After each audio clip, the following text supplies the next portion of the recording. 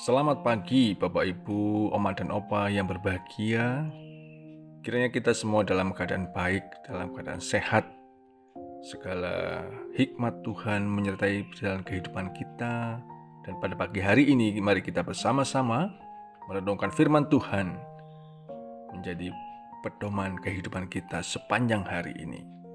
Kita berdoa. Ya Allah, sumber hikmat dalam kehidupan kami mengucap syukur untuk kesehatan, kekuatan yang Kau senantiasa berikan bagi kami. Pagi ini kami hendak merenungkan firman-Mu. Kiranya hikmat Tuhan menyertai kami, sehingga kami boleh mengerti setiap firman yang Kau berikan bagi kami. Kami boleh melakukan dalam kehidupan kami hari lepas hari. Kepadamu ya Tuhan Yesus Kristus kami memohon dan berdoa. Amin. Bapak, Ibu, Oma, dan Opa yang berbahagia, pagi ini kita akan bersama-sama merenungkan firman Tuhan dalam Embun Pagi GKID 5. Kita akan merenungkan dari Pengkhotbah 9 ayat 13 sampai 18. Saya akan membacakan untuk kita semuanya. Diberi judul Hikmat Lebih Baik Daripada Kuasa. Hal itu juga kupandang sebagai hikmat di bawah matahari dan nampaknya besar bagiku. Ada sebuah kota yang kecil, penduduknya tidak seberapa, seorang raja yang agung menyeberang, mengepungnya dan mendirikan tembok-tembok pengepungan yang besar terhadapnya. Di situ terdapat seorang miskin yang berhikmat. Dengan hikmatnya ia menyelamatkan kota itu, tetapi tak ada orang yang mengingat orang yang miskin itu.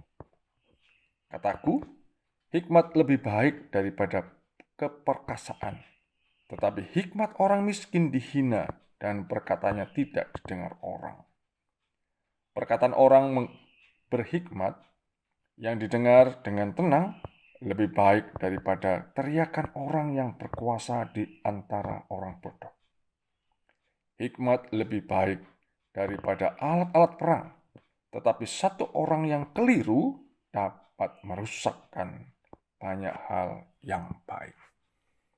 Bapak, Ibu, Opa, dan Oma yang berbahagia, pagi hari ini kita diingatkan oleh firman Tuhan dari Pengkhotbah 9 ayat 13 sampai 18 tentang hikmat yang sejati jauh lebih berharga daripada kekuatan fisik atau kekuasaan. Melalui ilustrasi dari pengkhotbah tadi, ada kota kecil yang diselamatkan oleh orang miskin yang berhikmat. Namun jasanya dilupakan. Nas ini mengingatkan kepada kita untuk tetap melayani dengan tulus, meskipun orang lain tidak menghargai jasa kita. Kita tetap melayani Tuhan dengan sukacita, meskipun pelayanan kita tidak dihitung oleh orang.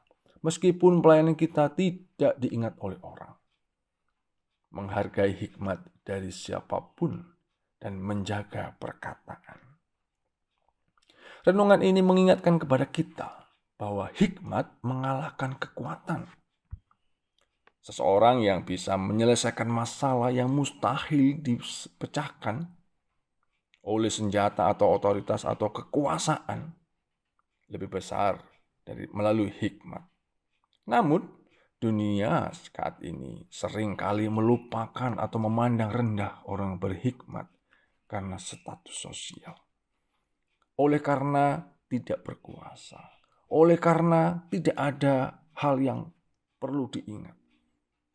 Tetapi biarlah kita terus melakukan kebaikan dengan hikmat Tuhan.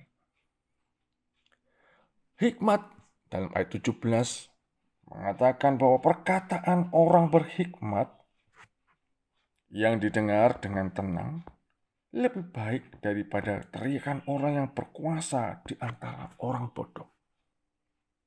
Nasihat atau perkataan yang disampaikan dengan hikmat dan ketenangan jauh lebih efektif daripada teriakan orang berkuasa di tengah-tengah kebodohan.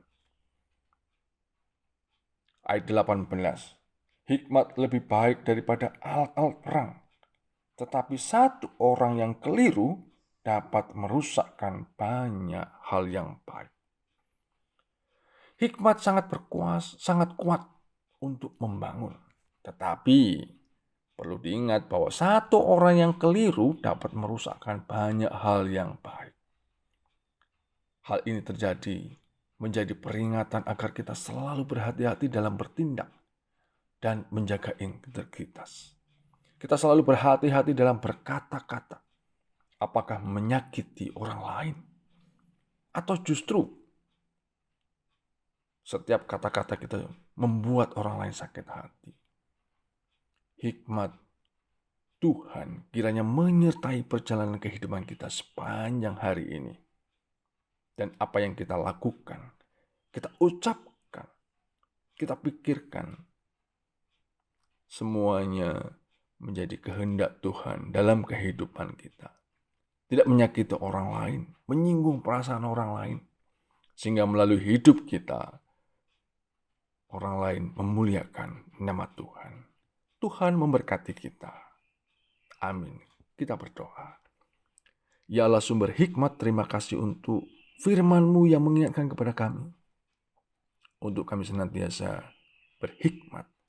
Melakukan segala perbuatan kami, perkataan kami, serta ucapan kami. Tidak menyakiti hati Tuhan, tidak menyakiti hati sesama kami. Namun biarlah setiap apa yang kami lakukan berkenan kepada Tuhan dan membuat hati damai sesama kami. Kami menyerahkan kehidupan kami hari ini kepadamu ya Tuhan. Hikmat-Mu kiranya terus menyertai kami. Dalam nama Tuhan Yesus Kristus kami berdoa. Amin. Selamat pagi Bapak, Ibu, Oma, dan Opa yang berbahagia. Tuhan memberkati kita semuanya.